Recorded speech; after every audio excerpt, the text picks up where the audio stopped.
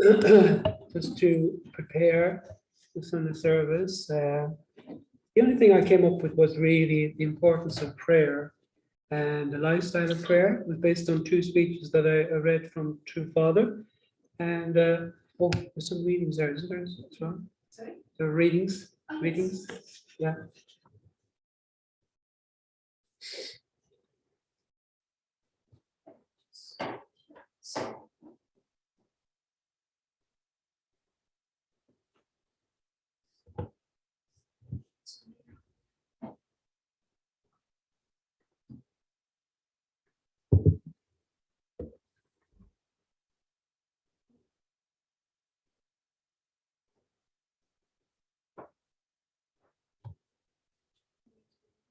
Huh? Okay.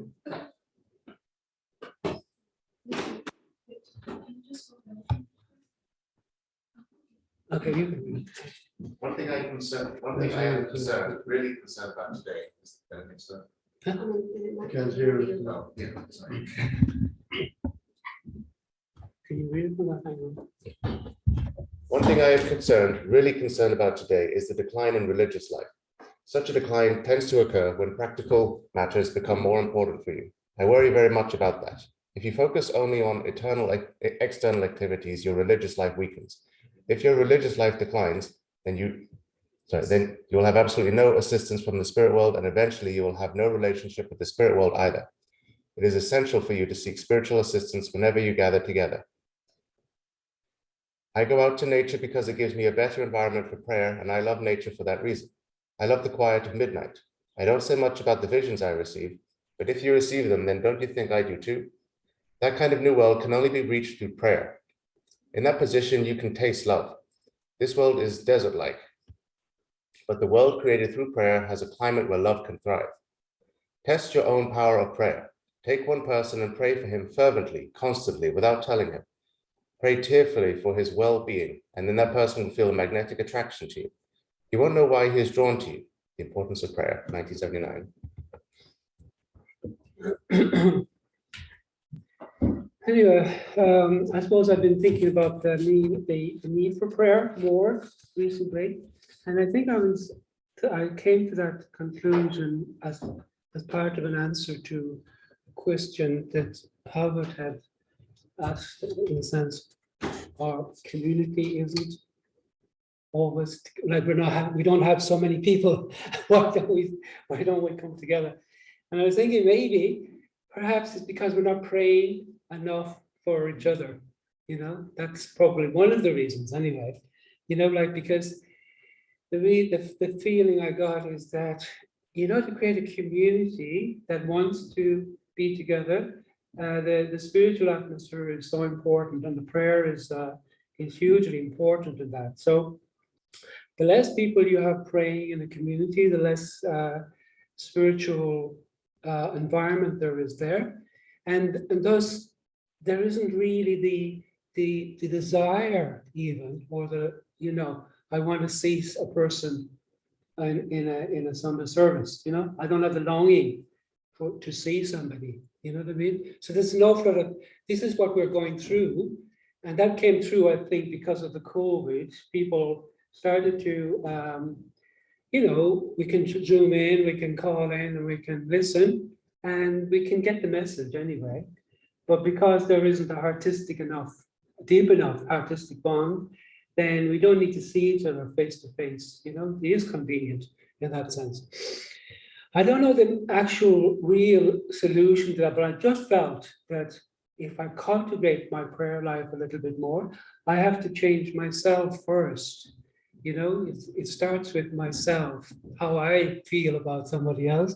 How do I pray for people? So I did try cultivate a bit more prayer life, and I have been doing that for quite a while, but I must say my prayer life wouldn't be the most exemplary, because I'm kind of a person that is, sometimes I can pray a longish time, but often I cannot, but this week I said I'll do several, 40 minutes prayer, see if I can upgrade my prayer and try to focus on several things, and I found it actually go over a little bit of time.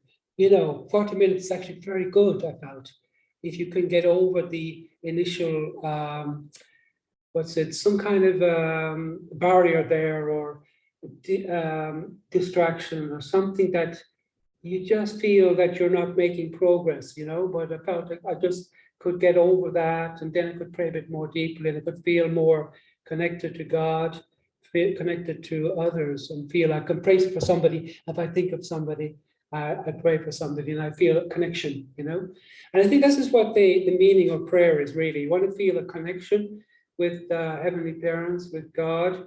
You want to feel a connection with true parents, but you need to focus, and it's like a concentrated effort. And this is what True Father, when I was reading his speeches, was very much emphasizing.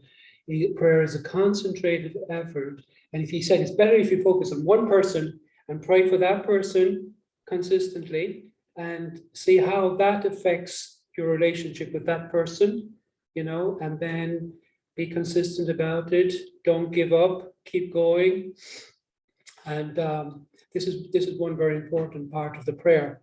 And so I am feeling that, and I want to continue that kind of prayer really as I go forward, because I do think that our spiritual community needs that, because we want to connect. I think even Oliver said to me one time that a lot of people are more horizontal, or maybe I said that myself. We're more horizontal. But in order to improve horizontal relationships, we need to have a vertical relationship. This is the key, the deepest, one of the deep points of divine principle is you cannot have a good horizontal relationship without a deep vertical relationship. The vertical comes first. That was a divine principle. That's the order of creation. Everything has a vertical order and a horizontal order. And if you don't get the vertical order, then you cannot have stable horizontal relationships. So this was what I felt too, that, if we don't, I know a lot of people feel it's difficult to pray and they don't even know how to pray. And it's difficult to say to somebody how to pray. Maybe just start and make the time for that. True Father said that everybody is different, that, some people can pray in the morning, some people may pray in the middle of the day or in the nighttime. Father himself said he prays often best at midnight, when it's very quiet, or he goes out into nature and he prays very deeply in nature. I do say that myself too, that when I go out walking or going into nature, I sometimes have better prayers than I do when I'm just trying to, set up a prayer within in the house. I find that personally myself, because I can feel more free. I can express myself. I can even just get rid of a lot of things that are bothering me. And in order to get a good prayer, you kind of have to kind of unload yourself first, maybe, or just express your worries or concerns, and then you feel empty, and then you feel I can now pray for more deeply, for something more higher purpose. And even Father said in one of these speeches I was reading, he said, it's not wrong to pray for yourself, but God is not always interested in a prayer that's just for yourself. He gets bored of listening to those kind of prayers, because he says that the churches are filled with people praying for their own benefit, praying for, let's say, for money or for some good fortune, and all kinds of things people pray for, and he says, look, the Christian churches are full of prayers like that, but those churches are declining eventually. Not to say that God doesn't answer those kind of prayers, because he does. I was fascinated yesterday to watch something about Lourdes in France, where thousands and millions of people go. People there go for healing. They go because they want to be healed of something. They usually go because they're in a desperate situation. They're very sick. So their relatives might take them, their loved ones might take them. But many people have complete healing at the Lourdes. They partake of the water. There's some special water that flows, or from spring there. And I think most of all is because there's a prayer level is built up over a long time. So many people coming to pray, you know, the energy is different. And I know it's only praying for healing, but it works because a lot of there's a particular, there are doctors there on site to look at each healing and to see if it's genuinely what they call a miraculous healing. And they check the person before they come, while they're there, after they have a complete healing. It seems like they could be very sick and they could completely heal. So the doctors say there's no explanation. It's in science or in medicine. It's like a I think it's a particular word. I can't remember it now. Spontaneous remission, it's called in the medical terms. But it's actually a miracle in that sense, from a spiritual point of view. What I'm trying to say is, prayer is important. And Father talks about a lifestyle of prayer as well. You know, that you don't actually, he said sometimes it's important, just kneel down and restrict your movements and really pray, like in that sense. But then there's other times when you can just be doing something. He doesn't actually advocate prayer on its own and no action. He says prayer and action. There's no point in praying if you don't act on something. But he said through the prayer, we can feel drawn to something. Okay, this might work, this will work out. Through your prayer, you can feel something is better to move in this direction. It'll work better. So that's why we need the prayer. And he said that God himself is praying for his children. You know, sometimes he's looking at this person and saying, I wish that person would do something, or I wish that person would do a little bit differently. That kind of prayer. God himself is muttering to himself, or maybe shouting to himself, whatever, or shouting to us, you know. So I feel that this is so important in the prayer as well, to be moving. And I have to be honest, say that a lot of the time I'm not active enough in that sense. I'm not moving with the inspiration of prayer. But recently I did a very small thing, which was just to myself and Ty, because we need it for our health, but just go out early morning, the sun is rising, just around 6 o'clock, and then you go out and pick up some of the rubbish around the house, and then go out and go a little bit further away as well.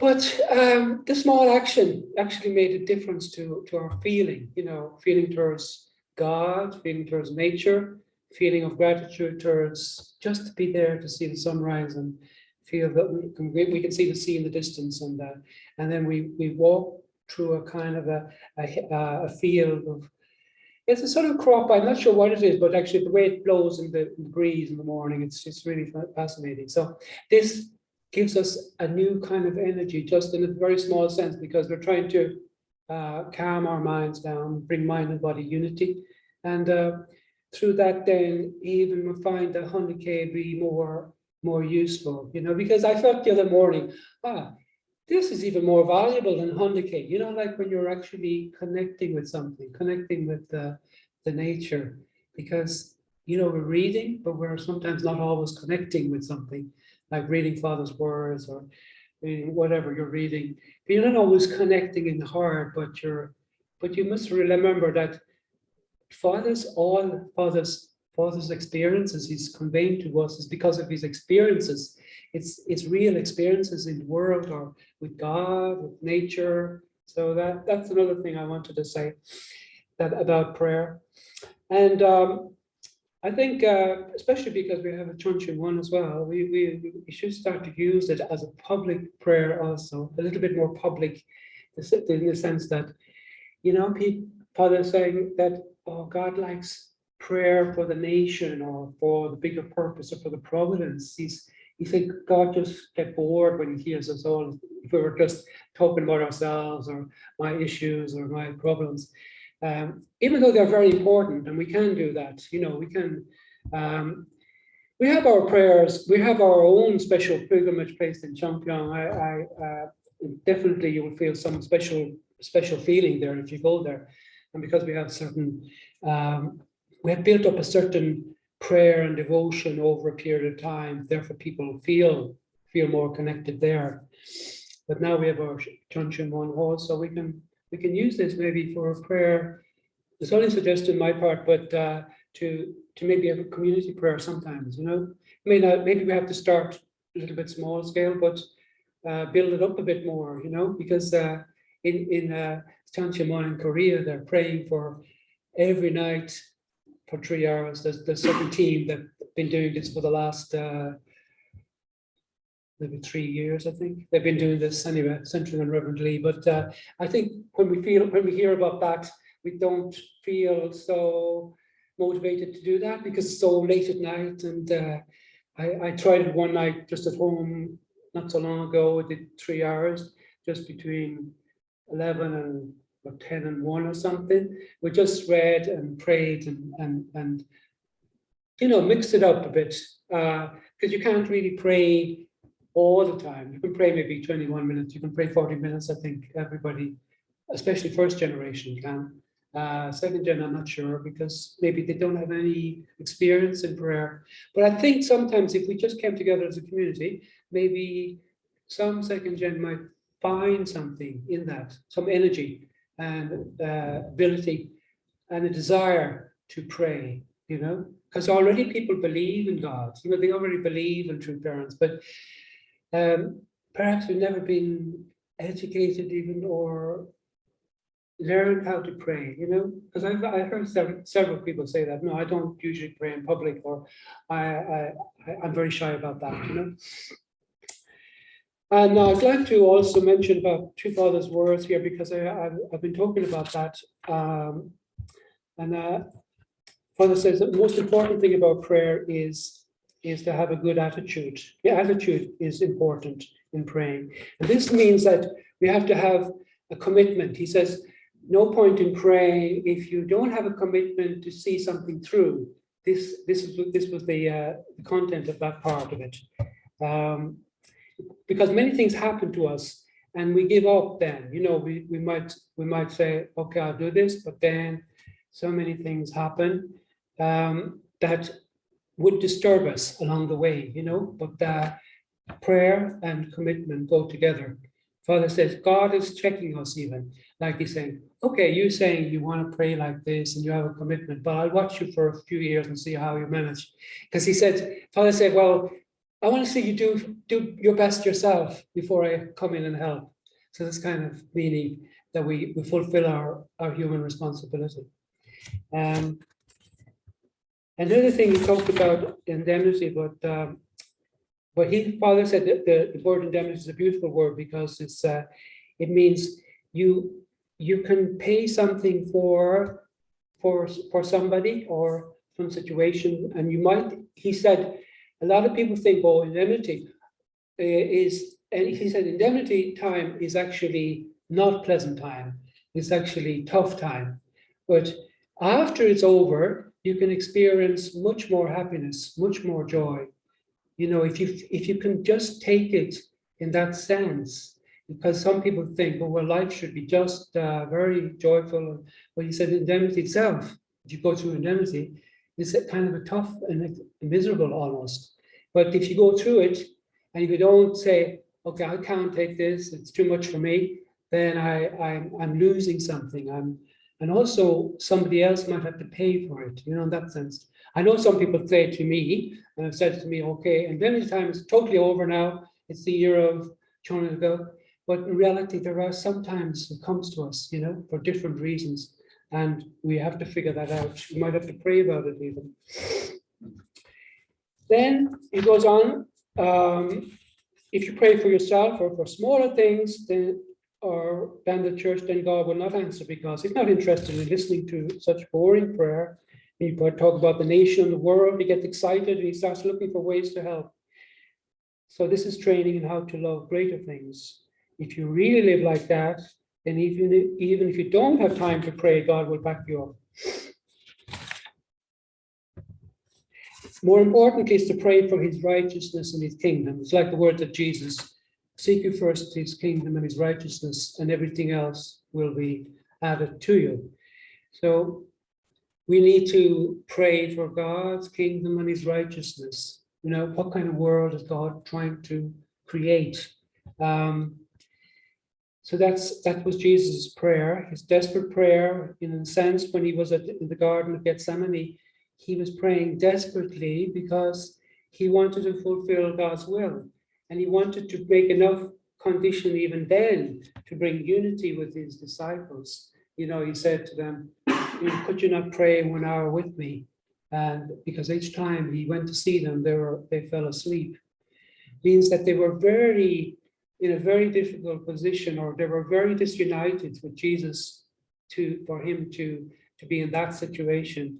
And so, but we need to know that's how serious or sincere our prayer has to become, in fact, in order to protect the unity between within our family or with brothers and sisters, you know, in that sense. So as you know, the basic attitude of sincerity is a foundation of prayer. Otherwise, no prayer will work. And prayer is like a covenant between you and God, a promise. Once you make a contract, you follow through, and then it will undoubtedly be fulfilled. This is the attitude I'm talking about. You must not be disappointed when prayer is not answered immediately. Some prayers come late. At other times, you should not be overjoyed when prayer is answered quickly. This is not necessarily the best thing. He said, because you're surrounded by the world, there are many stages to go through horizontally and vertically. The answer to prayer does not come from you, but from heaven, and it takes time to reach you. There have been many foolish people who received answers to their prayers up to a point, but it didn't go the final inch. And when they weren't satisfied, they betrayed God. When you pray for the world, you may not see things changing immediately around you, but far away, the communist world starts to crumble. The impact of prayer can be felt in a faraway place. If you are in the able position, the answer comes from Cain and takes time to reach you. I felt that feeling about, you know, what's happening in the world today with the war in Europe and Ukraine and Russia. And we can't get easily an answer to this. You know, like what's happening? Why is it happening? But through our prayer for God's kingdom and his righteousness, maybe God will work to bring an end to the war, or bring out some other conclusion even that we don't even expect. In the sense that there could be hundreds of people ready to hear divine principle because they've gone through this experience, or because Europe has to make a condition for that, you know, to make a new start or to level up. And this kind of meaning, of course, no war is inevitable. We know that because wars only happen because if humans don't fulfill a responsibility in another way, then a conflict like a war will occur. It says that very clearly in the principle that in the last days that it's the, let's say we read about it, I think Colin mentioned Third World War. Third World War isn't meant to be fought in a militarily way. It was meant to be an ideological war, because we already had First and Second World War. So the Third World War is the conclusion, and it's a time to unite left and right and bring the ideologies together. And but if we don't fulfill our responsibility, then it can be inevitable that there is a full-blown war, you know, bigger than even what we're seeing today.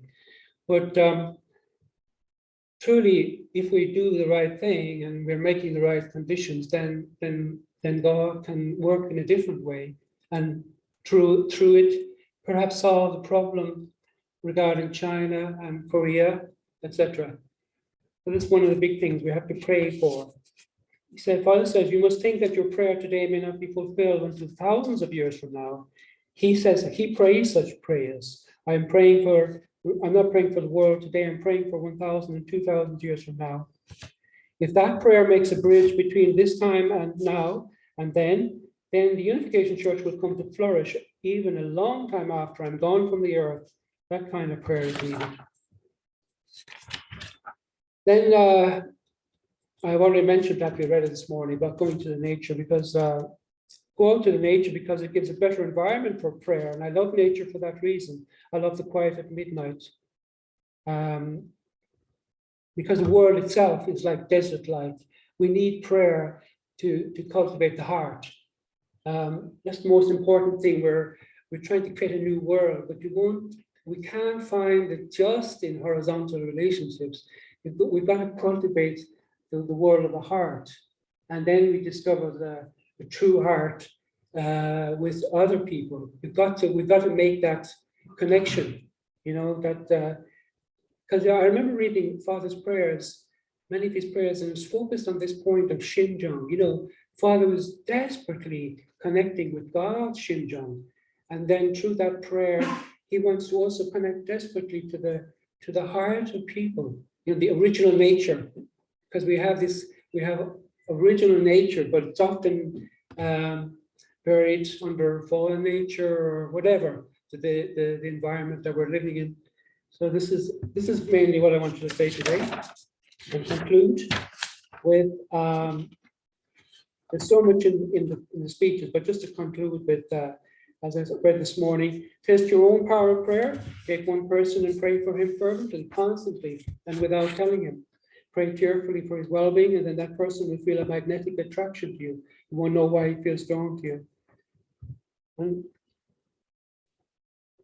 I haven't still found that answer to that one, but I'm sure Albert might have when he was praying for his spiritual children.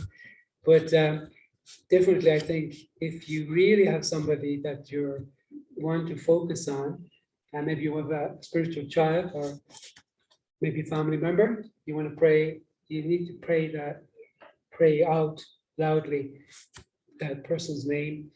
And that Father said a very interesting thing when he was in Hongdam. He even when he was working extremely hard and it was such a miserable, he said he never forgot to pray every day for the members of the church.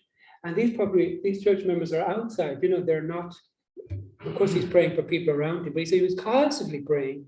And then he would get the message or the realization or the revelation that some people had already left. But through his prayer, they came to report him. Why did you leave? And they said, well, because I was too weak, or I just couldn't keep going. And Father found the answer himself, because the people reported to him in the spiritual sense. And I thought that's really fascinating, because we really need to find out, when people drop out or leave our church, why did they leave? They don't usually tell you. But I guess if you prayed more deeply, and you really had that kind of connection with God, God would tell you, maybe something missing here or missing in their lives, and you can pray for that. So I felt that was quite something for me to realize, because it's something I've been troubled about, and I realized the answer is myself, my own prayer to Heavenly Parents, and then try to practice that, even just upgrade a little bit more. And I know that some of us, we might have been at times very fervent in prayer, but then over time kind of lapsed a bit, And so I'm trying to re-encourage myself. That's the end. And conclusion, Father said we also have a spirit person, your spirit self and physical self. So your spirit self can talk to your physical self if you're sensitive spiritually, and can give you guidance and so forth. You could feel that maybe through prayer as well. Your spirit self will actually tell you something, or be concerned about something. I'm not quite sure how that works, but it's like this, the feeling when Father says if you were very sensitive, you could see your spirit self, or you could see the aura, something like that, but maybe it's more than that. And final thing, I have a family, but Father says I don't pray, I seldom pray for them. My prayer is for the nation and the world.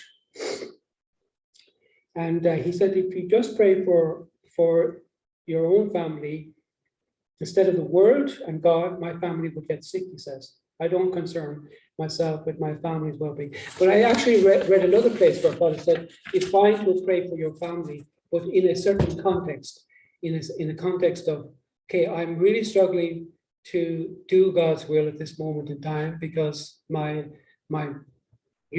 somebody is sick or somebody needs my prayers, then that prayer is fine. It's not that we shouldn't pray for our close families, otherwise we wouldn't have even Chompiong, or we wouldn't do Chombo or anything like that. That's the end of the day. I just close with a prayer. Beloved Heavenly Parents, please guide us in our coming together, brothers and sisters, and really grateful for each other. And we really pray that we can improve everything. There's so many aspects to our development and growth, and we want to become a spiritual community, artistic community, where we long to see other brothers and sisters, and also each one has the same desire to do that, so we can create new energy, a new spiritual energy in Ireland, so that we can also raise up new blessed families and allow your spirit to move. We know that it's so important to have a spirit and truth and together, and that's the environment for rebirth. Please be with each one of us, with all our brothers and sisters around the nation in their situations, in different situations. I don't know, as I know myself, I don't know their situation very well. I really pray to have more interest, more listening capacity, and prayer to help people. So Heavenly Parents, we want to have the kind of prayer that would help our brothers and sisters throughout this nation. Please be with each one of us through this week and in all our activities and all our outreach or whatever it is we're doing in our homes and families and communities. I pray this and report this in the name of John Kennedy, blessed and true family. Adieu.